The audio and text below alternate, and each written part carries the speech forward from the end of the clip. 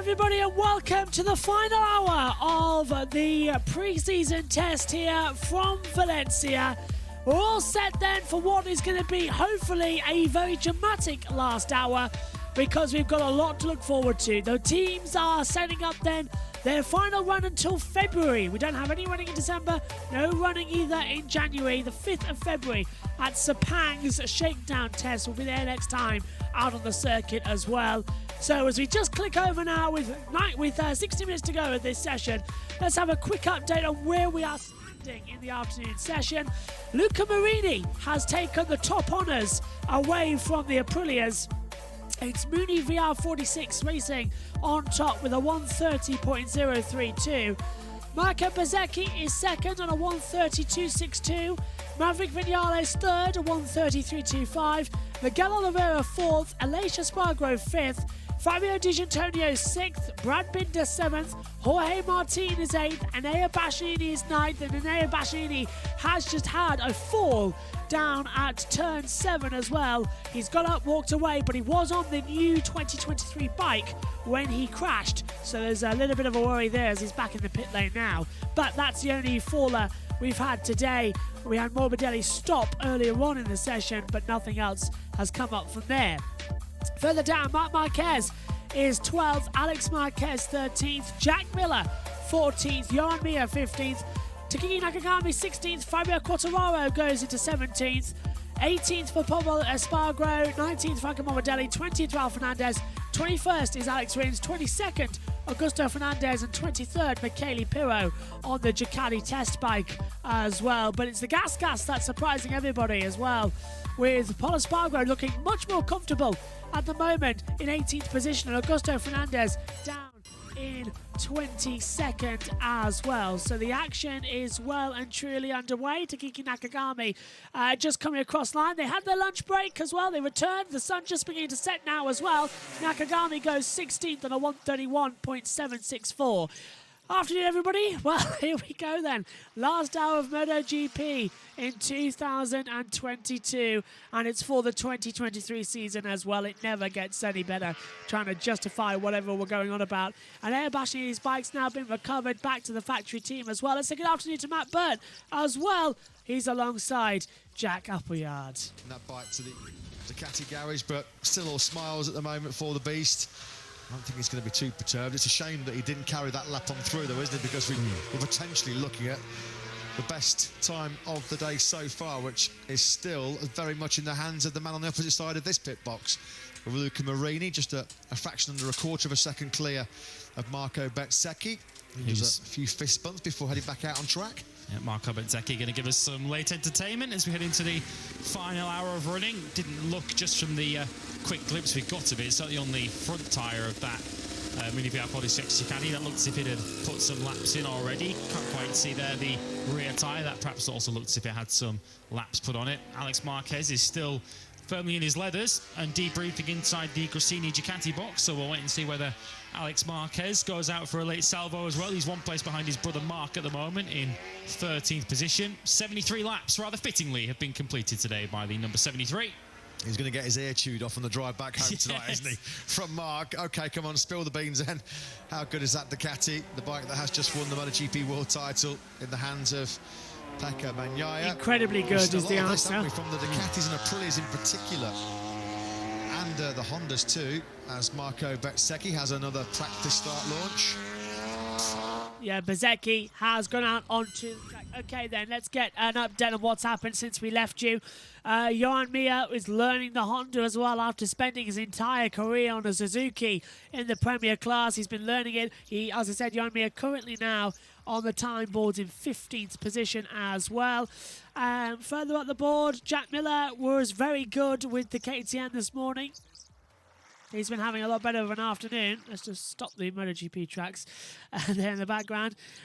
Most drivers were having lunch, but the track did remain open over the lunch break as well. But most riders at the moment, topped by brands, so Aprilia, Ducati, Honda, KTM, Yamaha, Gas, as well, because it is even though it's technically it's gas factory team. So Aprilia have got Maverick Vinales, Ducati, Jorge Martin, Marc Marquez on the Honda, Brad Binder KTM, Fabio Quartararo on the Yamaha, and the gas top is Pol Espargaro as well. So that's a quite nice run round there as well. On the board, Davide Tardozzi said as well in the break, it hasn't sunk in yet. Since yesterday, we are focused on improving the bike and defending the title. The plan today is as part of our plan in the winter test, electronics and chassis. We have to test here something different in Malaysia, where we will decide about the 23 bike. Aerodynamics can be improved. Our weak point is tuning and turning. Other bikes are better than us as well. Tardozzi is on Ducati's riders. Also says in 2023 we have 4 riders. Ducati and Pramac on 23 spec bike. 4 riders, Grenesci and VR46 on spec from the end of 2022. Pecco will learn a lot from his mistakes, and Ayan wants to show that he can be champion too. Jorge Martin wants to show us that we have made a mistake not bringing him into the factory team. Alex Marquez wants to show that what he did with another manufacturer was not his fault. I expect improvements from Bezzecchi, Marini, and D'Antonio as well. So Davide Tardozzi was right up there as well. Javier Brivio also says, I have missed 1 race since 1985, not one. One day it will happen. It will be weird sitting at home watching my guys. Life is like a tree, trunk and branches, and the trunk is your passion. The branches, you have other interests in your life. The trunk will die one day. I love swimming, riding, being at home. So that's Javier Brivio. Javier Ponchero as well. We will be independent from the orange, but together we will go. That's the Tech 3 team as well, as they came through as well. Good stuff at the moment then from everybody. Looks like we're just having a nice, easy finish. Finish at 4:30 UK time. That's 5:30 local time over there in Valencia as well. As riders are still heading out onto the circuit. And Ed Basheen had a fall. First fall as a Ducati rider, and the first by any rider today while testing. All looking good, as something's happened then with our graphics. Back up here for a second then, while the monitor waits to come around. But it's all looking okay to me, and it's a good look actually for Nea Bashini as we've got our graphics back. Let's switch back over then for a couple of minutes. We sort of share the broadcast at the moment with the world feed. Let's go back over to them as well. To say that Frankie Morbidelli is racing for his MotoGP future next year. He really is. A very, very poor first full season as a factory Yamaha rider for Frankie Morbidelli. 19th in the World Championship. 42 points from 20 races. He's going to have to seriously ramp up that average, isn't he, next year to keep hold of that seat alongside Fabio Quartararo. Amazing. I mean, in fact, Frankie Morbidelli missed 5 races, injured last year. And he still scored 5 points less this season. Having done a full 20-race season, it was nothing short of a disaster. There was no top 6 at all. In fact, it was Valencia here on Sunday, that 10th place. That was his only dry race top 10 of the season. His best result of the season, well, that was in those treacherously wet conditions in Mandalika. That was a 7th spot. And let's not forget, it was only 2 years ago that Frankie Morbidelli was so close to winning the World Championship. He was a former race winner here from pole position in Valencia. So he's got to get his house in order, no question, as Frankie Morbidelli. Sure, it's been a puzzler, really, a head-scratcher for Yamaha, for everybody connected to Frankie Morbidelli. I think even Valentino Rossi was saying over the course of the weekend when he attended the celebrations for Pecco Bagnaia here on Sunday, it has been difficult to watch Frankie Morbidelli struggle so much, given that we know his pace, we know his potential. And they've just got to find some way to get the old magic back for Frankie Morbidelli, because he is a top rider, former Moto2 world champion, race winner in MotoGP. Let's hope Yamaha can find the winning formula again for Morbidelli. And he'll be keen next year to try and stay out of the steward's office as much as he's been this season. We've seen an awful lot of penalties blighting Frankie Morbidelli's season. He's become a bit of a bad habit for him to get in people's way during free practice and qualifying sessions. So that'll be something he'll be looking to try and change next year. Fabio Quartararo does appear to have gone out there on brand new tyres. He just improved on his previous lap up to 14th place, doing a 1:30.780, and he's already setting his best first sector of the day so far on this, his current lap. So perhaps Fabio Quartararo is looking to try and launch himself up the order in the final stages. He's now halfway through his current lap and just 0.2 of a second off the pace as we pick up the 2021 MotoGP World Champion, coming through one of the many corners on the 2023 bike. Pecco Bagnaia on Sunday, which pretty much includes almost every corner around this circuit. It was one of the most exciting laps of racing I think we've seen at any stage this season. Fabio Quartararo versus Pecco Bagnaia, which led to contact as they came around turn 2. It, of course, dislodged one of the winglets from Bagnaia's Ducati. Quartararo was able to race on and finish in 4th position. Yeah, and speaking of winglets, I want to come back into the Combox camera for a few minutes. Now, this is Fabio Quartararo on the 2023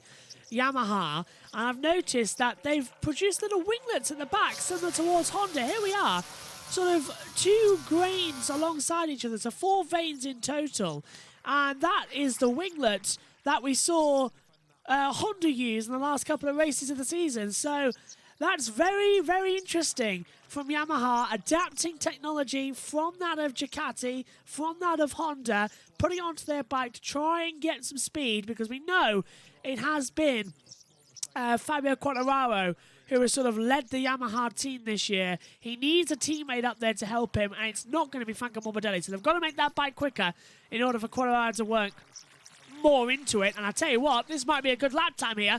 He's 9th at the moment on a 1:30.578, but Fabio Quartararo, he was 0.030 off the pace, so 300 thousandths of a second off. Now he's going to improve up the order. Computers estimating he might go to 8th position here, through into turns 9 and 10 then.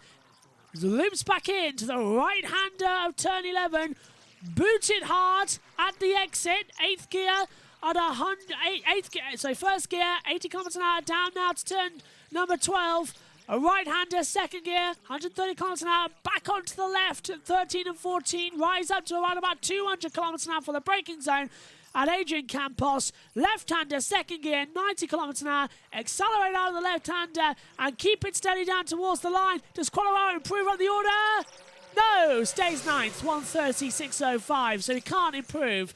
So it's Luca Marini who might dethrone Maverick Vinales as king of postseason testing. Very interesting. Let's go back to the world feed. Simon's got right pit lane across the front, so looks quite cool. Keep an eye out for that. Yeah, we'll keep a beady eye then on that, Simon. Thanks very much indeed. Yeah, that looks like that sort of lower Aprilia fairing with those fins on it has become quite popular in pit lane today, with KTM and Ducati experimenting with their own version. You can just see it there, can't you, glinting on the side of Maverick Vinales. There's a factory Aprilia in the low setting sunshine off in the distance. The curtain about to come down on a memorable 2022 MotoGP World Championship campaign. We've got just over 47 minutes of live coverage remaining here in Valencia before we say goodbye to a season that will live long in the memory of Pecco Bagnaia, the world champion. The emergence of Enea Bastianini, 3rd in the standings for him. The rise to prominence of the factory Aprilia team and Aleix Espargaro mounting on what was a surprise championship charge. Brad Binder flying the flag again for the factory KTM team. What a finale it was, what a farewell for the factory Suzuki team. Such a crying shame, or more than a crying shame, an absolute travesty that Suzuki are not continuing in the MotoGP World Championship next year. Maverick Vinales will be able to rediscover the winning touch on the Aprilia in 2023. All questions that we'll get answers to in about 4 months' time, as Joan Mir sat inside the Repsol Honda garage. Paul Espargaro, at this time a couple of years ago, said this was a dream, which quickly turned into a nightmare, didn't it, for him? At the moment, Mir has started to make some decent progress. He's got down to a 1:39.14 on his right. Our left is his hugely experienced crew chief, Ramon Aurin. What he doesn't know about Grand Prix motorcycle racing, Aurin, you could write on the back of a postage stamp. Certainly one of the most experienced crew chiefs in the MotoGP World Championship. That's why Honda were very, very keen to keep him paired with Mir, or certainly keep him on that side of the garage. Work with Andrea Dovizioso, Danny Pedrosa, data engineer way back for Casey Stoner and Nicky Hayden. Most recently, of course, working with Hoy Lorenzo and Pol Espargaro. A wink to the camera from Joan Mir there, where he was sat in the pit box a few months ago. So that's perhaps the extent of the reaction we'll get from him today. Of course, as mentioned earlier on, he's not in a position to be able to speak to the world's media and tell us exactly how he found his first day aboard the Repsol Honda, but certainly the body language there seemed to be reasonably positive. And I'm just going to down and come back to the camera because Brad has asked an absolutely fantastic question as well in the YouTube chat, which is, how much does a MotoGP rider earn? And I'm so glad you said about this, because I've actually got a document that was sent to me about how much people earn in a season of MotoGP. And it was sent to me about a couple of months ago, so I saw your comment and I went to found it. This year alone, so this is this season of Moto... Well, hang on, we're in 2023 now. See, I'm doing it now. In 2022, this year, but not this season, because now we're in 2023, this is how much riders earned. Marc Marquez earned $14 million US.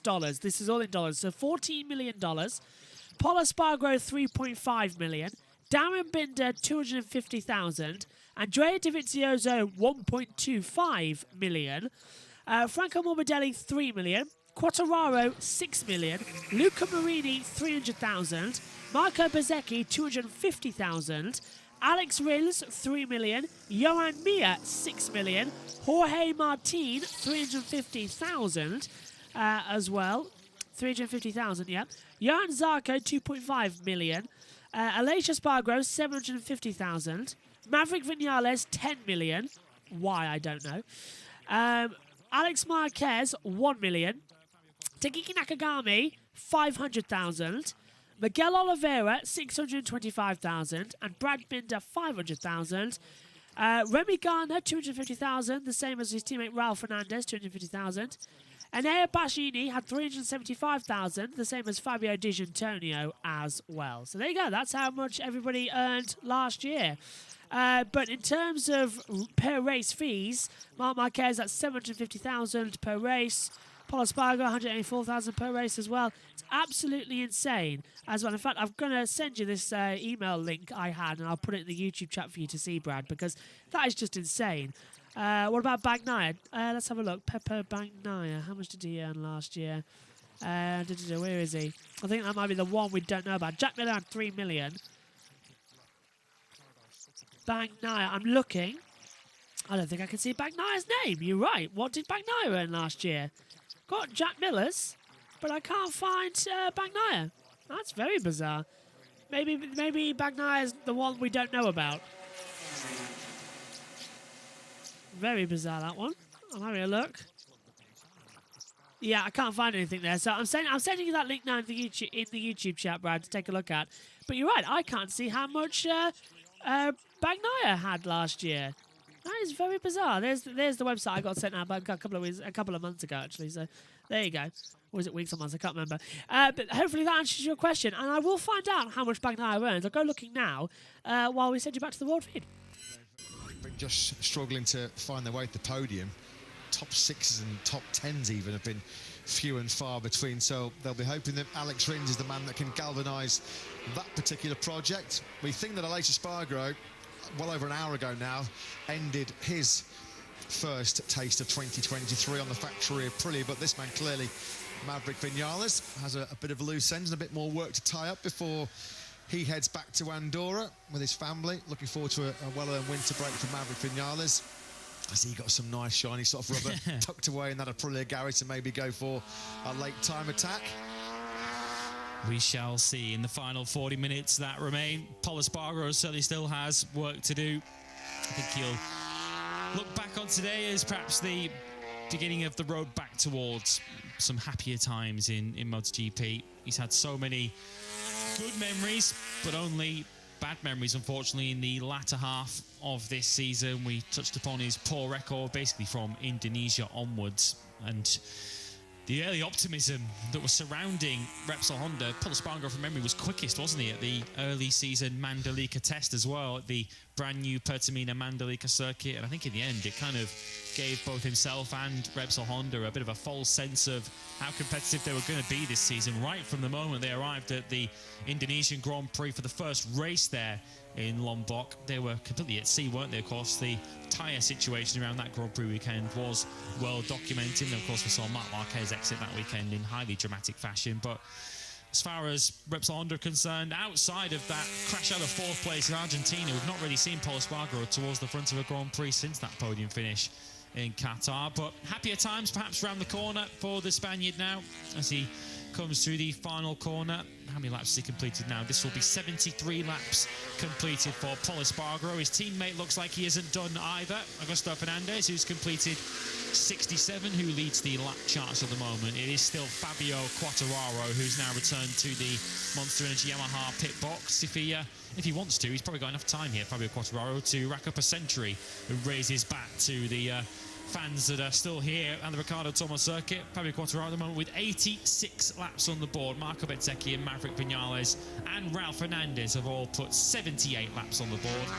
And Augusto Fernandez, who we're looking at here now on screen, he's now reached the 68 lap mark as he heads out for perhaps one final run in the final 40 minutes. Fair play to Fabio Quartararo, because he was bitterly disappointed to have lost the World Championship here on Sunday in Valencia. It was always going to be a massive ask, a big mountain to climb. 23 points adrift of Pecco Bagnaia going into our title decider here just over 48 hours ago, and then hard to kind of pick yourself up just 2 days later, jump back on the motorcycle and start afresh and go again. But that's exactly what he has done. That gives you a clear indication of the fire that's burning inside Fabio Quartararo's belly already in terms of his 2023 title tilt.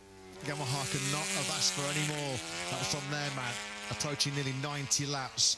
That's a heck of an effort from Fabio Quartararo, because I think he admitted on Sunday night he did find it very, very tough, particularly in the first hour. I think at one point actually was sat inside the Monster Energy Yamaha garage watching all the celebrations unfold with Pecco Bagnaia and Ducati here at Ricardo Tormo circuit. He just couldn't watch it. He had to turn the monitors off inside that Yamaha garage. You can understand, because he put his heart and soul into trying to defend that title, just came up short. But the response so far out of 2023 has been super impressive from Fabio Quartararo. Yamaha have been putting in the hard work behind the scenes, and their former world champion has certainly been putting in the hard work out on circuit today to try and give them some clear development direction moving into the winter break. Yeah, many questions still to be answered within the Monster Energy Yamaha pit box through the winter months before they settle on their final configuration of motorcycle for next season to try and wrestle the World Championship back again from Ducati. As we watch Augusto Fernandez here on screen, boy is he getting out of Moto2 at the right time. If you look at the makeup of the Moto2 intermediate class for next season, such a strong class now for Moto2 next season. Really is. Pedro Costa is coming on hand over fist as well. Ayagura is going to have another run at the title as well. It's absolutely fantastic as well. Now, Brad's been bringing up some great points. I found out, as I said to him in the chat, but for those of you who aren't reading the chat, Bagnaia this season, 2022, earned $750,000 as well. That will go up next year, of course, to a standard $6 million contract for a champion. F1 is way more popular, so Brad, as I said, it was 5 years ago, but 41,000 attended MotoGP at Silverstone this year, but F1 had 150,000. Yikes. Yeah, that's the big swing that's happened. It's unbelievable. When it was at Donington, MotoGP used to have about 100,000 spectators. It moved over to Silverstone and took a... What's happening? Where are we? We're having a bit of technical problems. There we are. I'm back now. Hello. Yeah, then it used to swing back as well. So MotoGP used to come back in, and they've got it all as well. But it really is a strange situation that Formula One's now overtaken MotoGP, because 5 years ago, before Drive to Survive, and before, admittedly, Liberty Media took over Formula One even as well, back in the Bernie Eccleston days, Bernie was against anything on social media. He was against anything online. No race highlights, nothing like that on YouTube. Limited content across everything. He was very, very much sort of like, well, why do they need it? They can pay for it, sort of thing. So it's only since Liberty Media took over has it really become this factor that online is a great dual tool if you will, which is looking good. Now, Simon Crayford's got someone down in the pits. Because, of course, our bike is... Well, we're trying to get Simon in the pits, but something's happening with our controllers. Come on, Simon. Can you hear us down there in the pit lane? Okay, something's happening. There we go. Information regarding his riding style is, you know, the way how he brake, the way how he's opening the throttle and adjusting some map. Basically, he's an experienced rider, and we noticed that he liked to have a little bit less electronic. He has, you know, more. He liked to have the bike more on his end. Okay, we're losing our TV pictures up here in the commentary box, trying to work out what's happened.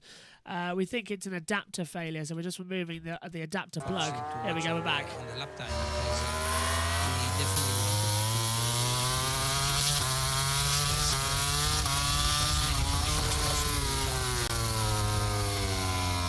everything can happen still, but hopefully we want to finish this test with valuable information. It looks from the outside that Alex Rins is using pretty much the machines of Alex Marquez, though he has the one chassis like Tucker was running. That's what it looks like, but same aero package, etc. You are able to spot all the detail very well. Yes, the plan was to let him take feeling with our current bike. We are currently exactly now we are testing the aluminum gum. We will also test, I trust, before the end of the day, as you will see, the latest aerodynamic package used by Marc Marquez in the end of season. So we have also, as you have seen, another chassis, and well, the plan was not to create so much confusion, but just to first get in touch with the bike, fixing the riding position, let's say arrive on a lap time pace, acceptable, and then move on other item. And this is exactly what we are doing at the moment, even if it's at the end of the day. But it's like this. In racing, you have to accept. On Tucker's side of the garage, can you talk us through what he's been working on today? He worked he tested the new suspensions. He tested the new proto bike as well. The proto bike that HRC has brought here, and we decided to concentrate, of course, more work on Tucker's side to support HRC, and it's also because Tucker has the experience, he knows already the bike, and to expect from Alex Rins to do this kind of task after a couple of hours, jumping on a different bike wouldn't be good for us, and it wouldn't be right for us. So that's why Tucker is doing a little bit more work for next season preparation. You mentioned new suspension. Is it the front fork that I've seen with different cap, like tops? And is it from Öhlins, I guess? Yes. It's a different suspension. I don't know. I cannot tell you the detail of that. But yes, it's a different front fork suspension. Small difference. And hoping always to improve some sense. Lucio, thank you for your chat with us just now, but also thank you for talking with us all this year, and wish you the best of luck with your new riders and new machinery. I want to tell you that it's a pleasure to talk with you, because you are a former rider, you know about racing, you know exactly what is what they are the proper question to ask to the drivers, to the managers. So I really enjoy, and let's continue to talk together, hopefully very soon. Thanks, Lucio. Bye for now. Lucio getting out of there as well on the board as Fabio Quartararo stays into third place as well. Just to answer Brandon, even though we've been chatting in the chat as well. Yeah, Silverstone, when I was there in 2018, did manage to get some signal for broadcasting from there. So it is possible with our equipment that we can do Silverstone. So it's always on the list. But it's not the one we're targeting. For MotoGP, we're targeting places like Assen, which is great to get to as well. So it's all looking good. Brad says, do I prefer F1 or MotoGP? F1. But I love F1. F1 is my life. It has been for a very long time. But MotoGP, I love as well in a very similar passion. But I could give up a MotoGP race. I couldn't give up a Formula 1 race. That's all I can basically say. I could easily give up missing a MotoGP. I could never give up missing a Formula 1, ever. So, yeah, I think I've loved MotoGP for 2012. I started commentating on it. So, 11 seasons now. This has been my 12th season commentating on MotoGP, the third of which we've commentated on YouTube as well. But I absolutely love this sport.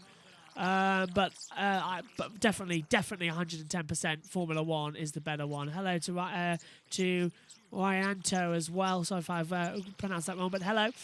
Less than 30 minutes to go then in this final session of 2022 for pre-season testing in 2023. We won't get going again. Sorry if I cough every now and then. I'm suffering with a cold. We won't get going again until February the 5th, 6th and 7th with a shakedown test in Malaysia. Then a few days later, the official 3-day test.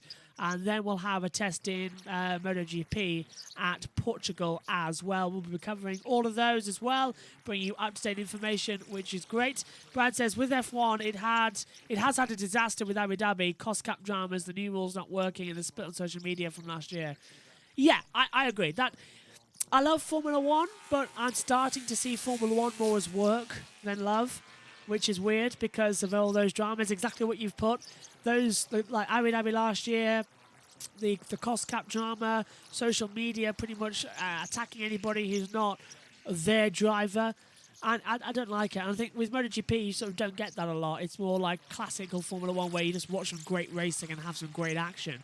So I think Formula 1 I love. It's my dream. It's my passion.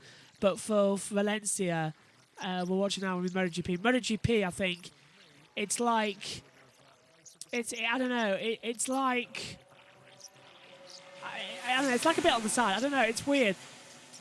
It's a great love, MotoGP. I do love commentating on it. And it's the same with the British Touring Cars as well. I love the British Touring Cars and Formula E and IndyCar as well. As big front lock-up from Quartararo coming into the pit lane. The front wheel went up. Rear wheel came up on itself as well. Big stoppy there coming into the pit lane for Quartararo. But I don't know. I think I'm getting to the stage where I love all forms of motorsport. I love it all. Formula 1, of course, is still top dollar. But I can just commentate on anything and love it. And I throw myself in depth with it all. I love MotoGP for the amount of stats they have. Because with Formula 1, I have to create my own stats and stick them up on the wall. But with MotoGP, they get... Well, I created this one because it wasn't available, so I just copied it as well. But MotoGP, you get so much more stats as well, in depth as well, analysis, and it's the fact that they count almost everything as a World Championship. I love it. So that's why we're expanding our MotoGP coverage in 2023. Example, pre-season testing commentary, qualifying live, sprint races live, highlights of every practice, that sort of thing. We're just sort of expanding, or Formula 1 staying the same, but MotoGP gets expanded as well. And we've got some new commentators coming in as well to take over some sessions as well. Tom Dillon is hopefully going to be taking over a couple of sessions next year in the second half of the season. Josh will be with him or with me in one of the commentary boxes as well, flopping between it as well. Or I think I was going to talk to Josh about the possibility of moving in between both commentary boxes as well, so that he could do 2 streams at once and sort of rove around, a bit like Gary Anderson used to do with BBC F1 and 5 Live. Let's have a look as Rianto says, I don't see Remy Garner and Darren Binder. Where is he? Darren Binder has gone back down to Moto 2 for 2023. And Remy Gardner, I don't think is out there on the bike today, because I do know that Remy is still here. But I think Remy Gardner on the factory KTM has been replaced by Jack Miller at the moment. So that's still, we've got to wait for official contracts to be released at the end of the year. The provisional entry list for next year has been announced, but nothing has been officially announced until until January the 1st. So that's how it all gets confusing. Brad says, in my opinion, the new rules have been a disaster. The cars still can't overtake because of weekend's slipstream, and Red Bull are miles ahead. I don't see anyone catching them next year.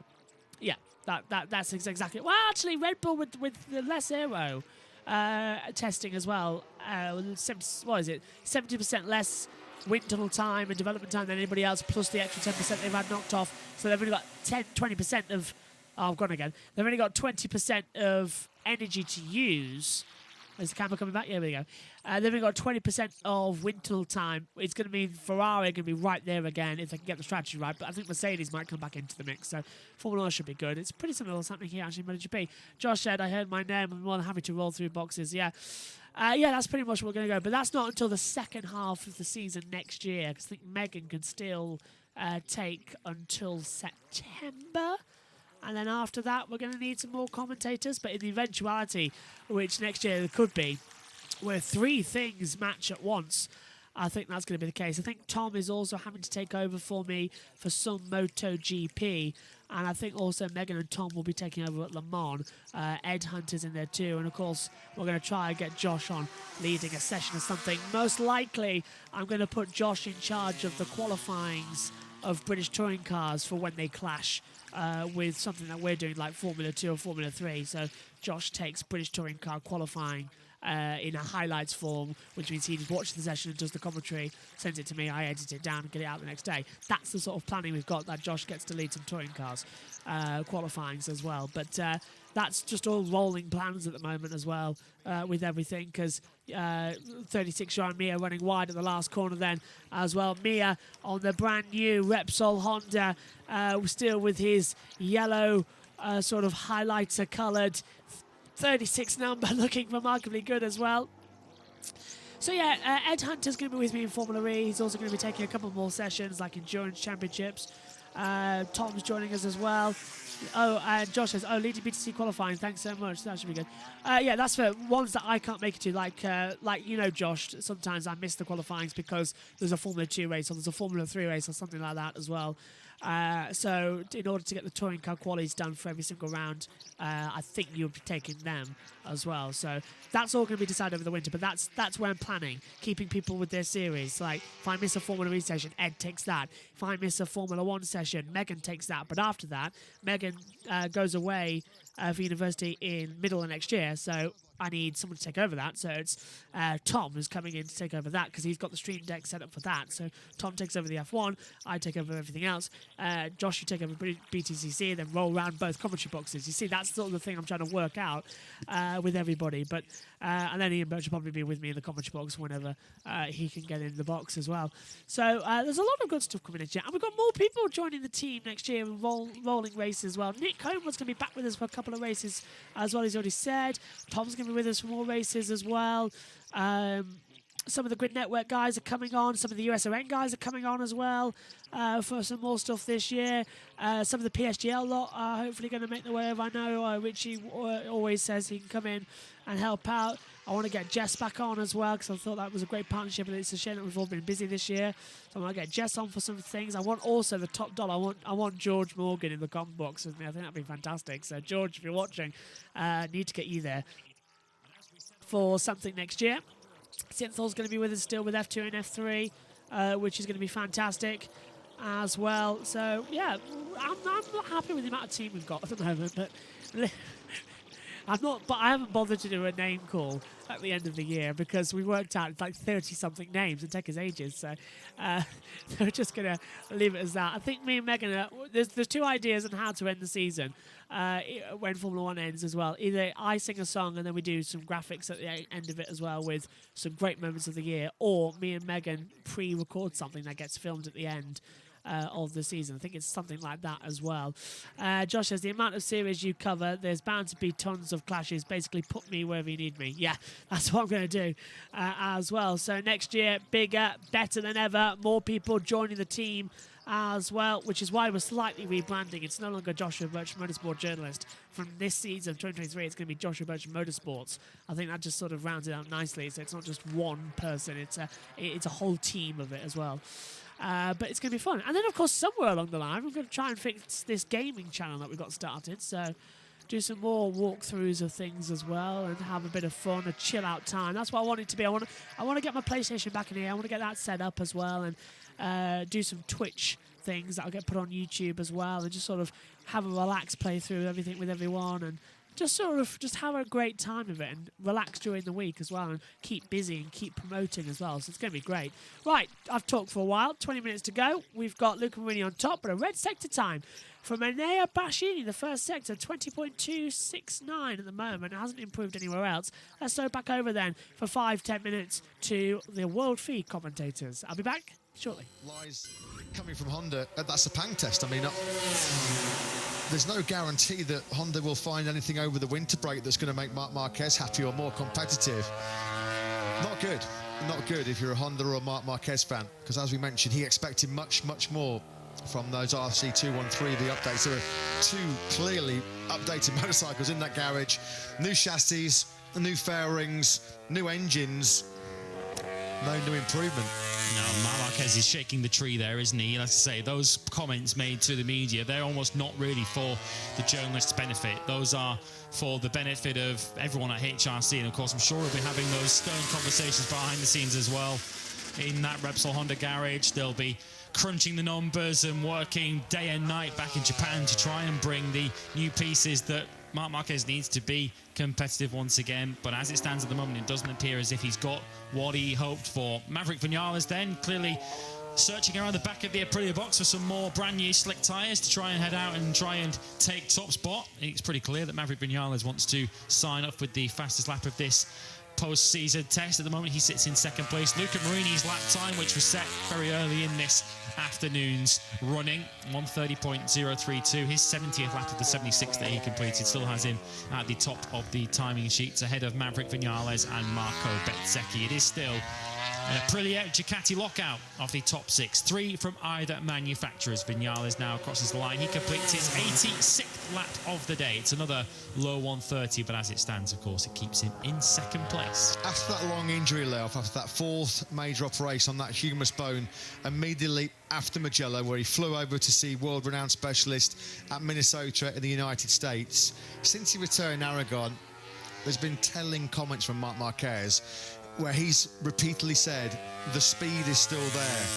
I feel like I'm coming back to my best. At the moment, Marc Marquez is ready to win. That's crystal clear for me.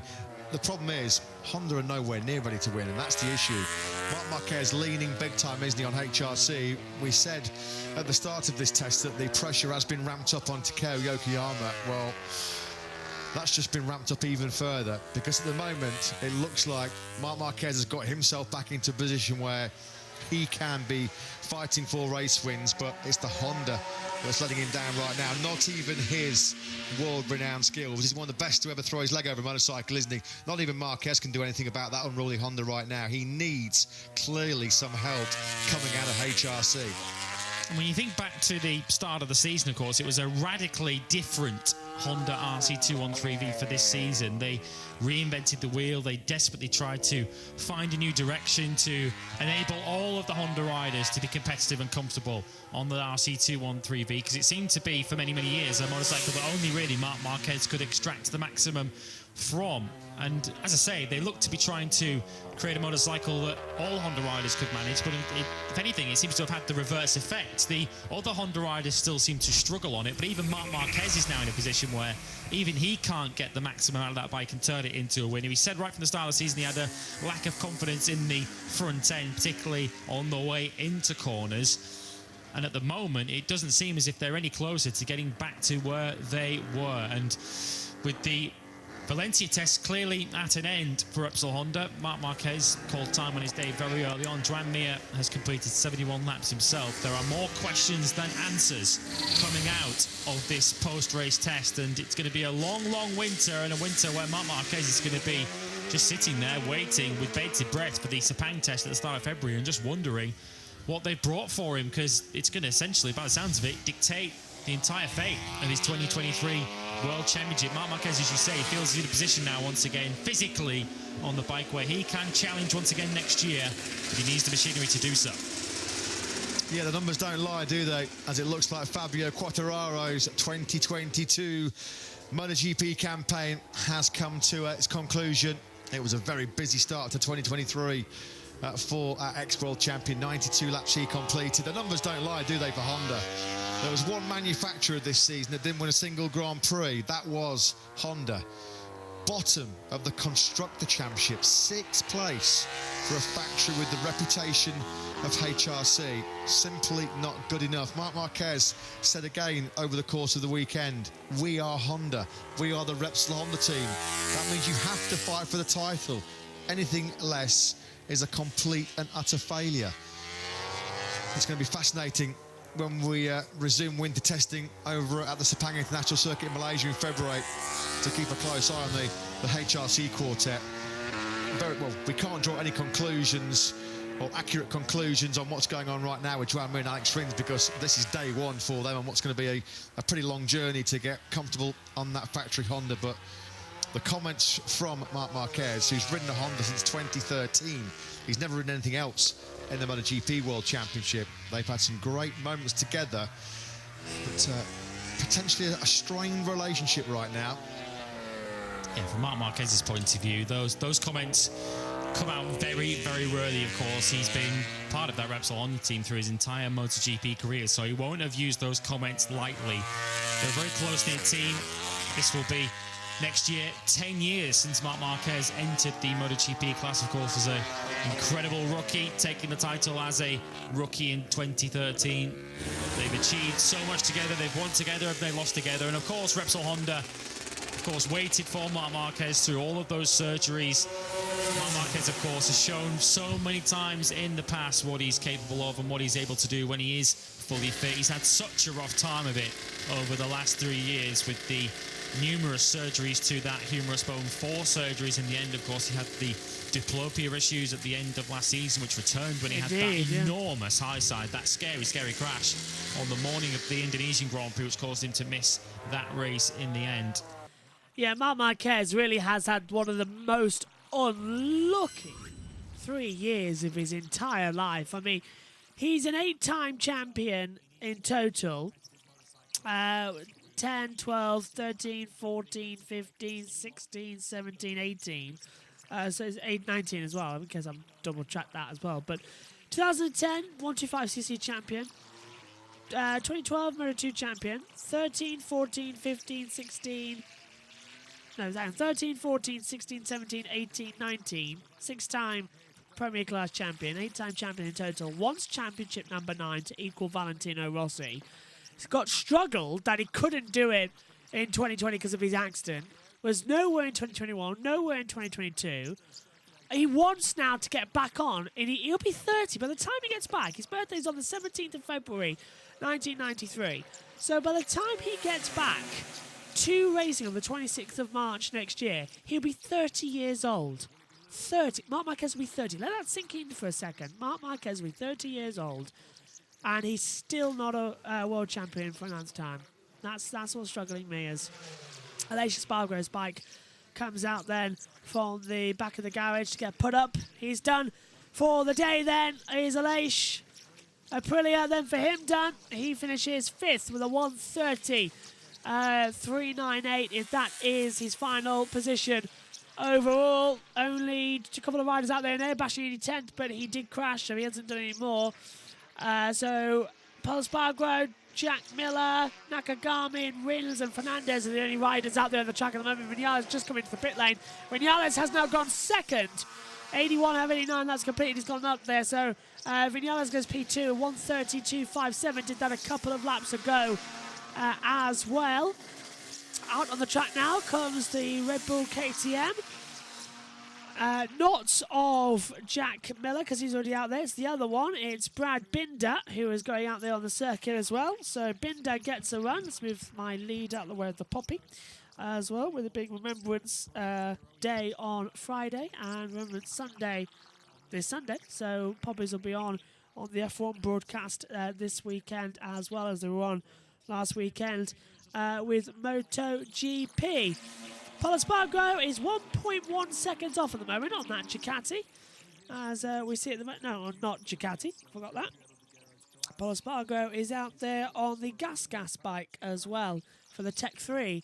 But he's got a red sidewall, which is weird, because Gas is sort of a reddy pinky colour as well. Daniele Petrucci watching on as well down there in the pit lane for the Tech 3 guys. Continuing on. So coming up on 10 minutes to go then. World feed will take 5 minutes. I'll take the last 5. I've got my poppy, that's great. Yeah, I've got the metal one as well. I have had them for a couple of years now. I like the metal ones better. This year's date on them, 2022. I've had them since 2018 actually, these type of poppies. They make sense. Metal ones make sense as well. Across the line then comes Miller. 17th at the moment. Doesn't improve. 132, 140. That gas sounded. That's that KTM sounded very nice. Right, over to the world feed for 5 minutes as Polo Spargo does a 1:34.232, stays 16th. Metal ones are definitely better. Absolutely, they hold their flower. We'll be passing over then to the world feed, and then I'll be back for the last 5 minutes of testing in 2022, and then of course. Last moments of this year, but technically we're already in the 23 season. Do you see how it gets complicated, this post-season test? It's unbelievable. Back over to Matt Burke. Busy day, intense. Simon's got one in the pits. But I think very good day. Francesco, I have to ask, some of the new parts work? Do you get some positive comments from some of them? Yeah, of course, has to be checked again. But the very first touch was almost everything pretty good. I mean, this morning there was something to set up, to adjust because of condition, because of riding style, because also was pretty new, never tested before. Also from the testing, so everything was to be set it up. As I said, it was pretty interesting. Quite a lot of things was positive. So yeah, no bad. Francesco, we're going to let you go. I want to say a big thank you for all the times you talked to us all year, and hope you get some sort of break after that wind tunnel test, and look forward to see you at the first test for 23. My pleasure, really my pleasure. Thanks, Simon. Thanks to Francesco Guidotti. It looks like it's going to be a successful conclusion then for KTM for 2022 and a successful start to 2023. Lots of data collected on some new parts that have filtered out of Mattighofen. There's Taka Nakagami then, one of 4 Honda riders who are now putting all their faith and hope and confidence in the Honda engineers. Marc Marquez has just also spoken to our Spanish colleagues at DAZN, and a pretty frank assessment saying he finished early, got through the testing program, no significant improvements. I've told Honda exactly what I want. Hard to smile, he says, Lewis, when what you've asked for doesn't turn up. Yeah, he says they need to take 2 steps forward with the bike into next year. Left with some positive points, but the lap time of the 2 bikes that he had, the new one and the old one, were very similar. Didn't do a time attack, so there was no point doing a time attack with a new tyre, because the race pace is where they suffer the most. And the last few races of the season certainly bear that out. Qualifying wasn't really a problem for Marc Marquez in the latter stages of the season. His performance on the Saturday in Malaysia was up there with one of the best single performances on any day, I think, of any rider this season. At one point, looked as if he was going to be qualifying for that Grand Prix outside the top 20. He produced a quite miraculous lap to get himself into Q2 in the first place, and then from there was able to qualify on the front row of the grid in second place. Was unable to quite back in third place, should I say. Was unable to quite back that up in the Grand Prix itself. Finished in 7th in that race behind the 2 riders who, of course, switched from Suzuki to Honda for this year. But Marc Marquez ending the season with not the sensations that he wanted in the end, was he? Of course, he would have been hoping that 2022 was going to be the end of one chapter. In 2023 was going to see him back to where he knows he belongs in Grand Prix racing again. But that is by no means not a certainty as we close the book on the final test of 2022 and start to look ahead to next year. Marc Marquez, one of the riders who was happier than most at the introduction of the sprint races for next year. He felt that was going to be right up his alley, but at the moment, that's the furthest thing from his mind. Practice start here for Joan Mir. Nope. And not one that he's going to look back on too fondly. Computer says no. So Joan Mir, a bit of an aborted practice start there on the factory Honda. There's a lot of Japanese engineers who've gathered here this weekend in Valencia with plenty of homework to do. Maybe in some cases back to the drawing board when they do get back to Japan and begin the debrief from this very important one-day test. We're into the final 6 minutes before we do get the final throws. Just a quick message to all of you. Thanks for joining us at home for this Valencia test. A special message to you, the fans. Thanks for your company throughout this unforgettable 2022 World Championship campaign. We can't do it without the support and love that you give for this great sport, your passion. It's such a key element of this great championship. We're biased in this commentary box, but it is the greatest motorsport show on earth. So thanks for joining us. Thanks for some great races. Thanks for some great memories. And we look forward to your company in what surely will be a bigger and better MotoGP World Championship in 2023.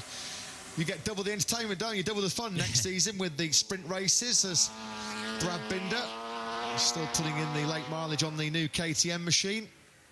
And a huge thank you as well to everyone behind the scenes who put this MotoGP show on the road, not just those that are at every single circuit up and down the year. Of course, we've been to all corners of the globe in 2022, a season where we've returned to many of the circuits that we were sadly unable to visit during the COVID-19 pandemic, but so many, both at the circuit and indeed back in our Dorna Sports base, back in Barcelona, put in so much hard work to put this show on the road, both in terms of the TV operation, the social media operation, website, everything that goes into making MotoGP the show that it is. You've all done a stunning job this year, and I think everyone has earned their winter break, and we're certainly going to need one before we go into 2023, the longest MotoGP season ever coming up. Starts, of course, with pre-season testing at the start of February, and will conclude on the last weekend of November with the Valencia Grand Prix of 2023. And it's always nice to, guys, thanks to Matt, Lewis, Jack and Simon for today's coverage as well, for helping me out in the comments box. And also, they've been commentating the entire time. So, round of applause to those guys as well up in the comments box. Final 4 minutes, though, belong to me. And it should do as well, because here we go. Luca Marini then is out there as well. 1:30.032, looking good on the board. Simon Crowfar's trying to break through as well to talk to me. Jack Miller's into the pits. He's done for the day. Looks like we're not going to see anybody set any more lap times in this one, which is a disappointment. Marini's 1:30.032 still stands. 2 riders out there on the circuit at the moment only. About to become 3 as the 42 wins on the Honda LCR Castrol bike. We'll get going out there on the circuit. The 44 of Paul Espargaro doing a practice start of the gas at the end of the pit lane. Revs are up. Hurtle's ready. Rev, go. Good practice start there from Paul. Kept the front down ever so nicely as well. So I think Gas happy with that as they try and learn the new bike as well. Making their way up from Moto 3 and Moto 2 is Gas to the Premier class. Not around about replacing the Suzuki team, but Suzuki's presence felt that they're not here this weekend. 23 runners still, quite a lot of them running their reserve riders as well as they come back through. 2 minutes 50 to go then, as the sun sets on 2022 for MotoGP. This pre-season test really are sprinting into 2023. 21 races, 42 races as well, with the sprints adding up as well. It's going to be a massive ride, and I can't wait to get started on the 26th of March when those lights go out. Not in Qatar, but in Portimao in Portugal instead. But what a year it's been for MotoGP, and what a year it can be now in 2023. These postseason tests, always a bit weird. But it is 2023 already for MotoGP. It is pre-season testing. It's already started. 1 minute 43 left to go as well. Alex Rins crosses the line, starts a lap time. He'll get 2 flying laps before having to do some practice starts. They do have an opportunity on the grid to do some practice starts, but I think everyone's got some development throughout the 8 hours they've been out there on the track today. No official lunch break, but many of the riders took the opportunity to take the break, to take the lunch, and then go through once again later. It's been a weird day. It used to be 2 days of testing, but now it's just a single day of post-season testing for MotoGP going into next year. But as I said, it's all changing up. 60 seconds to go then. Enjoy it while you can, everyone. Alex Rins, I think, will be, along with Pol Espargaro, the 2 to take us across the line. Pol's just exiting the pit lane, doing another practice start. Well, he may as well. In terms of Moto2, Moto3 tests as well, Jerez, Moto3 private test, 9th and 10th of March next year. As well, Moto2 is also at Jerez as well on the, where is it? It's disappeared off my board now. 14th to the 15th of March. That is their pre-season test. MotoGP winter testing, Sepang Shakedown is on 5th to the 7th of February. Then on the 10th to the 12th of February is the Sepang official test. Portimao's test is the 11th and 12th of March as well. We'll bring you all of that. So then, everybody, here we go. 5, 4, 3, 2, 1. And the checkered flag is out. Pre-season testing here in Valencia comes to a close. The post-season test 2022 rounds out for MotoGP. And now, well and truly, we look forward to the next season. What a year it's been. Next time we see bikes on will be Sepang Shakedown on the 5th of February. You can join us for the hour review we'll have of that as well at the end of the test, alongside After the Flag, and bring you all the news from the day, all the breaking news over the winter. Alex Rins then, as Pol Espargaro is back into the pit lane. Alex Rins will be the last one to set a lap time in this MotoGP test. He's 7/10 off at the moment. He's 20th fastest at the moment as well. But with him in 20th, he's 1.126 off the pace. 1.196 actually, so 1.1 now. Rins might just finish the day with his best lap time. He set this 131.228 on lap 85. Is he going to improve? I don't think he is. He's down a lot in the last sector. Out of the last corner then for Alex Rins to take the checkered flag. 2022 is done. 2023 has started. The checkered flag falls. And the race winner from Valencia 2 days ago ends with the checkered flag here in Valencia. We are done. We are dusted. And what a year it has been. And what 2023 can begin as well. Everyone now just prepping for the holiday break.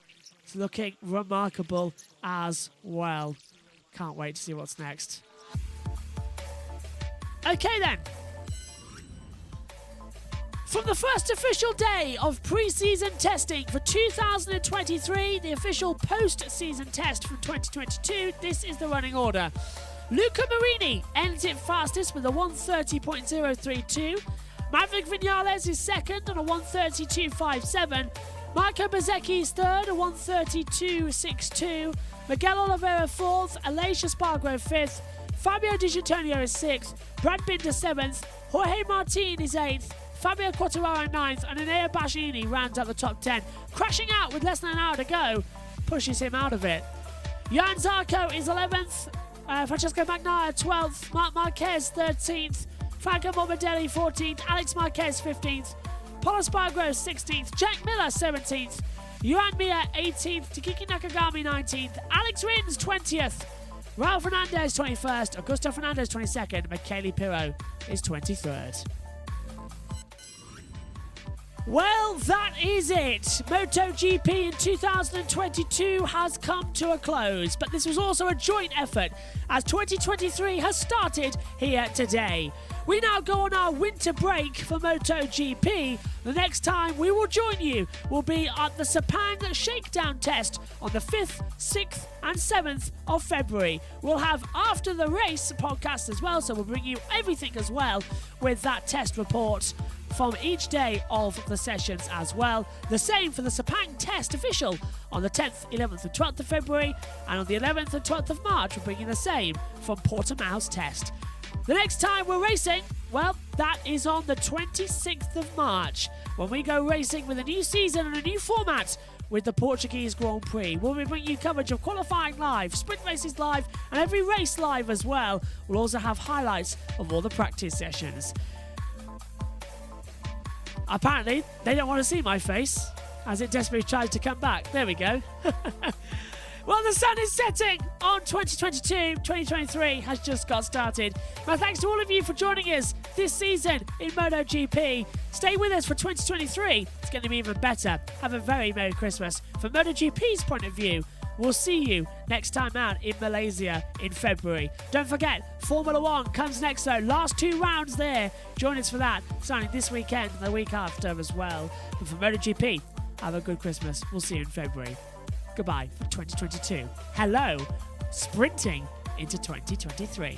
Good night.